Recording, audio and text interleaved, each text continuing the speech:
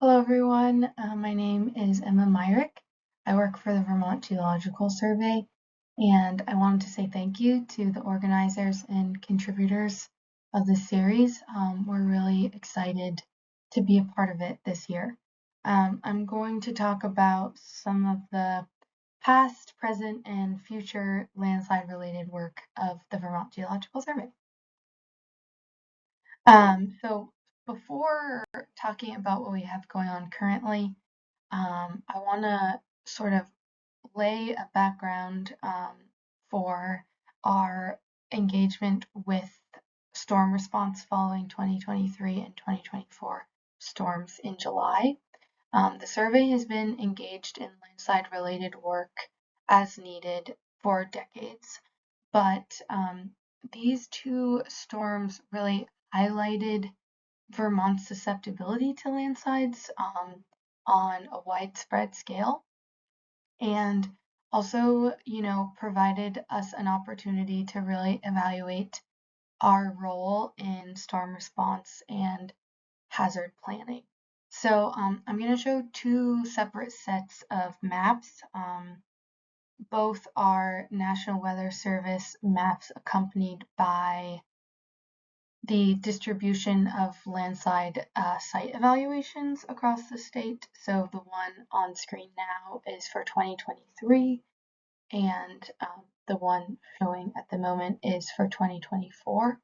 Both scenarios resulted in a really tight correlation between heaviest or highest rainfall totals and locations where we were asked to perform landslide assessments.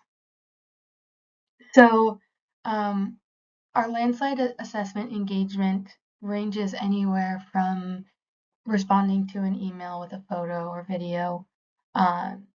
It also, we responded to over 150 requests following the July 23 and 24 storms when the SEOC was activated. But we perform landslide assessments in support of, government assistance applications like buyout applications. We also provide landslide assessments in non-emergency scenarios and localized, sort of following localized rain events or spring thaw patterns, things like that. The best way to initiate engagement with us is to contact us directly and or use the Vermont Geological Survey's Report a Landslide tool that's linked here. We do maintain a landslide inventory. Many of you are probably aware of this. The current data set is hosted on Vermont's Open Geodata portal, which is linked here, and contains a variety of sources for documented landslide locations. Counties that are highlighted in green have had systematic mapping efforts performed by George Springston at Norwich University. And that's why the data density there is higher than the rest of the state. We have been recently funded by the United States Geological Survey to expand our landslide inventory using high quality LiDAR that was collected in 2023.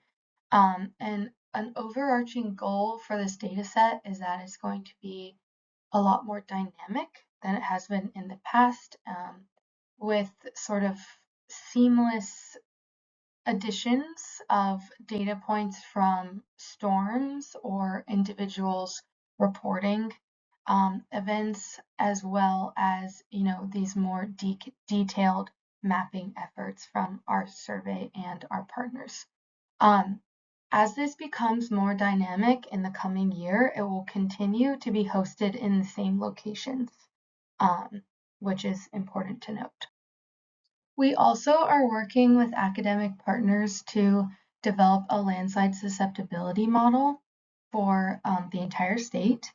And this model uses a variety of geologic, topographic, hydrologic, and land use data to determine potential locations for future landslides. This is a long-range project and is in its early development, but it is ongoing, and throughout its development, there will be opportunity to collaborate and learn how these data can be best used in communities across the state. So I think that's important to note. In the more near future, we will be able to provide a plain language guide that we've been developing for landslide hazards specific to Vermont.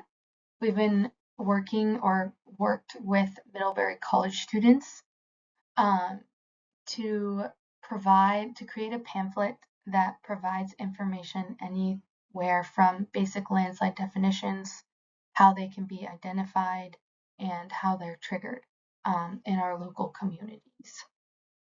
So that will, of all of our sort of data products and things that are available online, this will be the first.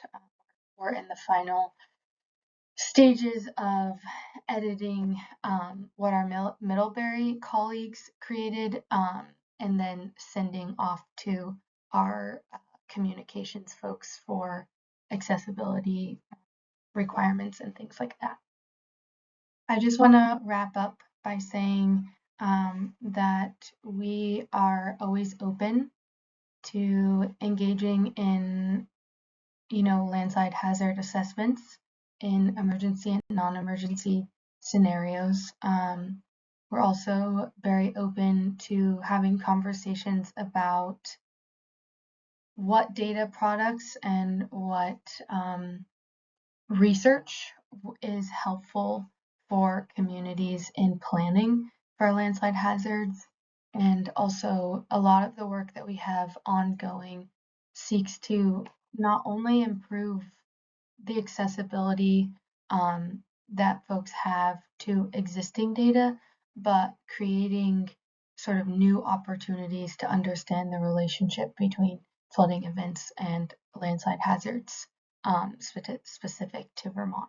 So I'm out of time, but thank you so much, and I look forward to continuing the conversation.